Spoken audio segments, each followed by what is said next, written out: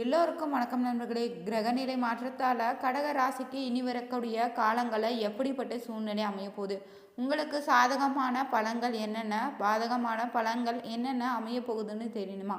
இந்த வீடியோவை ஸ்கிப் பண்ணாமல் பாருங்கள். கடக ராசிக்குரிய நவகிரக நாயகன் பார்த்தீங்கன்னா சந்திர பகவான் தாங்க.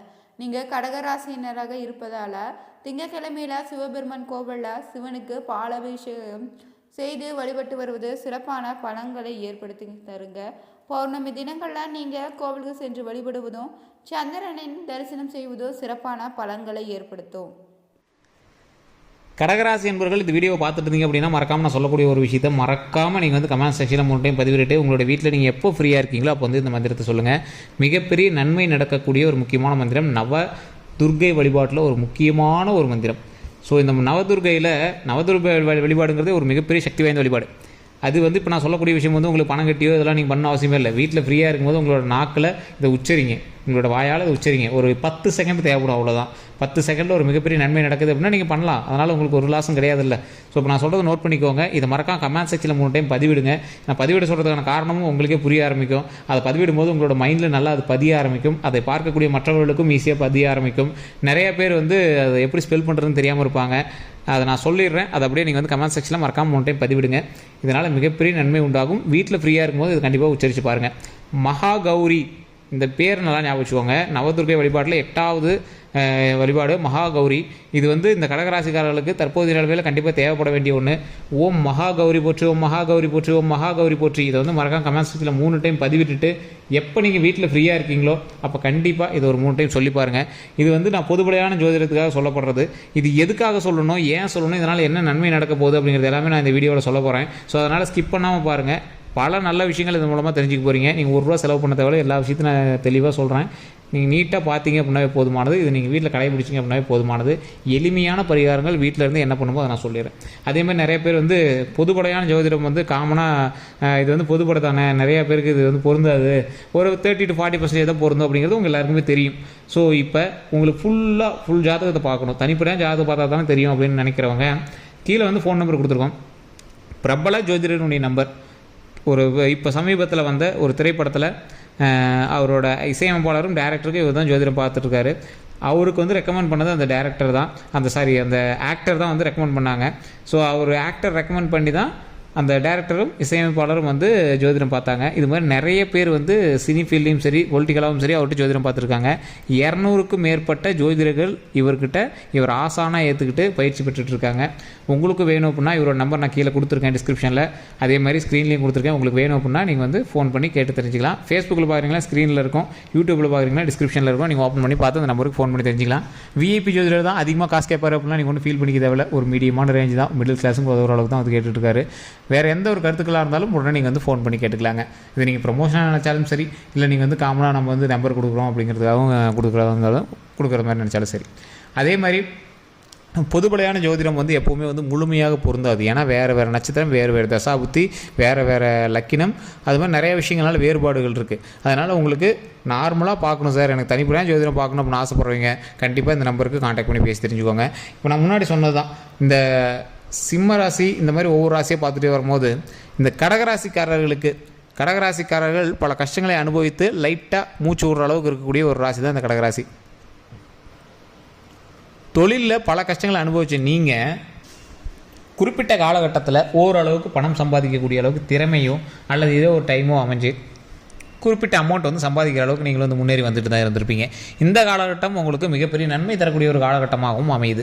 இந்த காலகட்டத்தில் நீங்கள் இந்த தடைகளை மீறி நன்மை பெறுவதற்கு நீங்கள் வணங்க வேண்டிய ஒரு முக்கியமான கடவுள் தான் இந்த துர்க்கை அம்மன். இந்த துர்க்கை அம்மன்லேயே மகாகௌரி வழிபாடு அப்படிங்கிறது நவதுர்க்கையிலேயே ஒரு முக்கியமான ஒரு வழிபாடு. இந்த மகாகௌரி வழிபாடின் மூலமாக தடைகள் நிவர்த்தி ஆகிறது மட்டும் இல்லாமல் உடல் ரீதியான பிரச்சனைகள் எல்லாமே சரியாகும். அது மட்டும் இல்லாமல் கல்வி ரீதியான தடைகள் எல்லாமே சரியாகும்.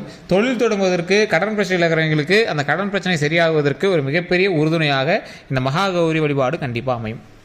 மகாகௌரி, இந்த மகாகௌரிங்கிறது ஒரு நார்மல் பேர் தானே, இதில் என்ன வந்துட போகுது அப்படின்னு நிறைய பேருக்கு தெரியும். இந்த ஓம் மகாகௌரியை போற்றி அப்படின்னு நான் வணங்க சொல்கிறதுக்கான காரணம் என்ன அப்படின்னா, இதை மறக்காம கமெண்ட் செக்ஷனில் 3 டைம் பதிவிடுங்க. ஓம் மகாகௌரி போற்றி, ஓம் மகாகௌரி போற்றி, ஓம் மகாகௌரி போற்றி. இந்த ஓம் அப்படிங்கிறது பிரபஞ்ச வார்த்தை, பிரபஞ்சத்தை உள்ளடக்கக்கூடிய வார்த்தை. நீங்கள் சயின்ஸாக பார்த்தாலும் சரி, the world starts with the word home அப்படின்னு இருப்பாங்க. பிக் பேங் தியரின்னு சொல்லுவாங்க. அதே மாதிரி பிரபஞ்சம் பஞ்சாங்கத்தை வந்து நீங்கள் எதை படிச்சீங்க அப்படின்னாலும் சொல்லுவாங்க, உலகம் தோன்றும் போது ஓம் என்ற ஒளியோடு உருவானது அப்படின்னு. ஸோ சொல்லக்கூடிய மீனிங் எல்லாமே ஒன்று தான். எல்லா மதத்துலையும் சொல்லக்கூடியது ஆமென் அப்படி சொல்லிடுவாங்க. அதை வந்து சிங்க்ரோனைஸ் பண்ணி பார்த்தோம்னா ஹோம் 7 heads அப்படின்னு தான் வரும்.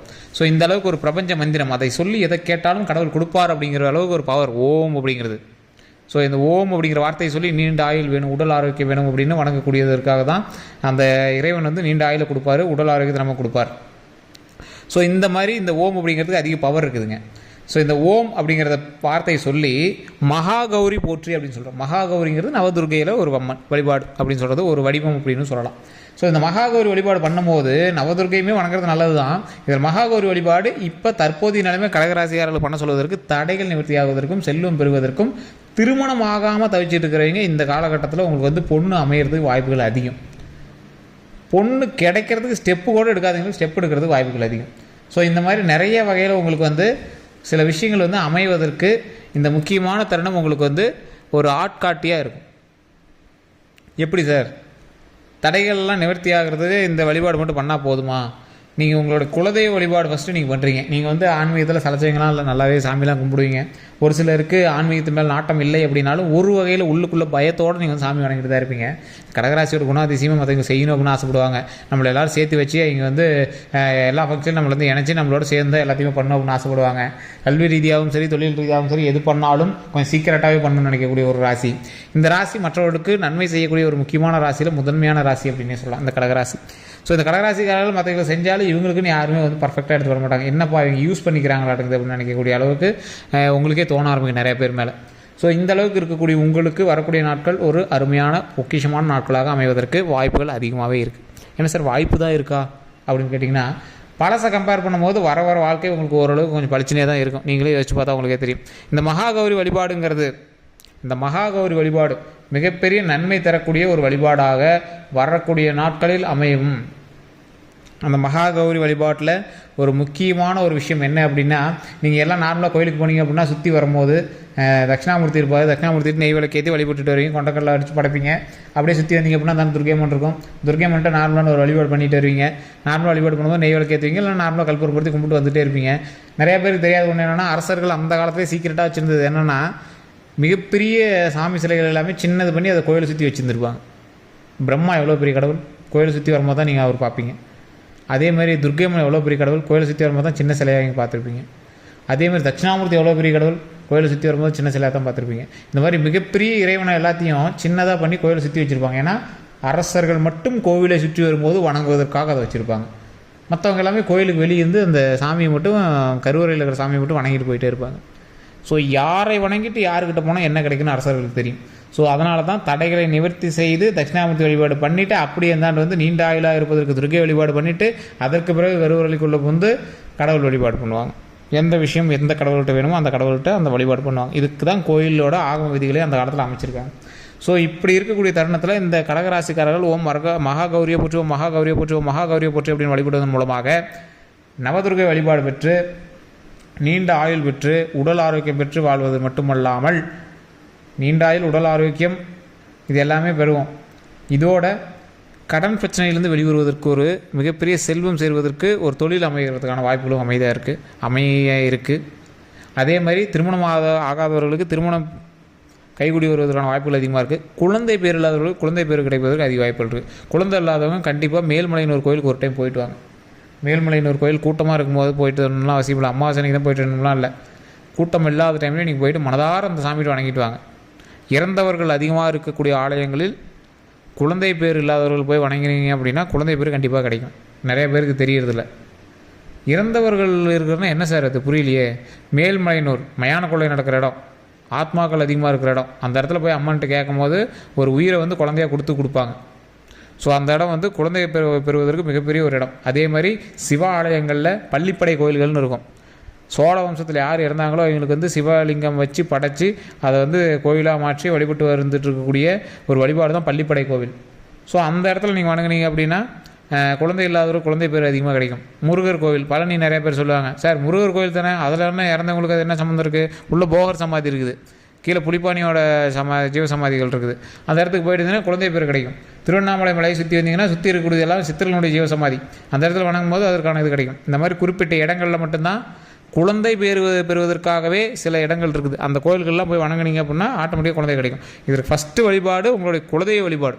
குலதெய்வம் தான் உங்களுடைய முன்னோர்கள் இன்றைக்கி உயிரோடு வாழ்ந்துட்டு இருக்கிற ஒரு இடம் குலதெய்வம். அந்த இடத்துல வணங்கிட்டு நீங்கள் மற்ற இடத்துல வணங்குனீங்க அப்படின்னா ஆட்டோமேட்டிக்காக குலதெய்வ பேர் கிடைக்கும். அந்த மாதிரி ஒரு அமைவதற்கு இன்னையிலேருந்து உங்களுக்கு ஒரு ப்ளஸ் பாயிண்ட்டாக அந்த கடவுள் வந்து இப்போ நான் சொல்லணும், இந்த மாதிரி விஷயத்தை உங்கள் காதில் வந்து சொல்லணும், இந்த மாதிரி கோயிலுக்கு போய் வழிபடுன்னு சொல்லணும்னு சொல்லியிருக்கேன். ஸோ இதை வழிபட்டு வாங்க. இன்னும் 12 நாட்களில் அடுத்த வீடியோக்களில் நான் நிறையா விஷயங்கள் சொல்கிறேன். அதுலேயும் நீங்கள் வந்து கமெண்ட் செக்ஷனில் பதிவிடுங்க. சார் நீங்கள் சொன்னது உண்மை, அந்த இடத்துக்கு போயிட்டு தான் ஒரு ப்ளஸ் இருக்குது அப்படின்னு நீங்களே சொல்லுவீங்க. அதே மாதிரி வேறு எந்த ஒரு கருத்துக்களாக இருந்தாலும் மறக்காம கமெண்ட் செக்ஷனில் பதிவிடுங்க. கீழே டிஸ்கிரிப்ஷனில் ஃபோன் நம்பர் கொடுத்துருக்கேன். அதே மாதிரி உள்ளே வந்து நீங்கள் ஃபேஸ்புக்கில் பார்த்துருங்க அப்படின்னா ஸ்க்ரீன்லேயே நம்பர் கொடுத்துருக்கேன். வேறு எந்த ஒரு கருத்துக்களாக இருந்தாலும் ஃபோன் பண்ணி நீங்கள் வந்து கேட்டு தெரிஞ்சிக்கலாம். பிரபல ஜோதிடர் நம்பர் தான் கொடுத்துருக்கேன். நீங்கள் எந்த டவுட்டாக இருந்தாலும் ஃபோன் பண்ணி கேட்டு தெரிஞ்சிக்கலாம். அதே மாதிரி வேறு எந்த ஒரு கருத்துக்களாக இருந்தாலும் நீங்கள் வந்து பயப்படாமல் கேட்கலாம். எந்த ஒரு தப்பாக இருந்தாலும் சார் நீங்கள் சொன்னது பொய் அப்படின்னாலும் பட்டுன்னு பேசி கேட்கலாம். ஒன்றும் பிரச்சனையே கிடையாதுங்க. அதன் மூலமாக அது எங்களோட தவறுகளையும் திருத்திக்கலாம். ஸோ அதனால் நீங்கள் கண்டிப்பாக கேளுங்க. இந்த வீடியோ பிடிச்சிருந்தால் லைக் பண்ணிக்கோங்க, உங்களோட நண்பர்களுக்கு பகிருங்க. இதுவரை நம்ம சேனல் சப்ஸ்கிரைப் பண்ணாமல் தான் சப்ஸ்கிரைப் பண்ணி பக்கத்தில் பெல் பண்ண மறக்காம ப்ரெஸ் பண்ணிக்கோங்க. கண்டிப்பாக உங்களுடைய கடகராசி நண்பரை இதில் வந்து டேக் பண்ணுங்கள். எல்லோருக்கும் நன்றி நண்பர்களே.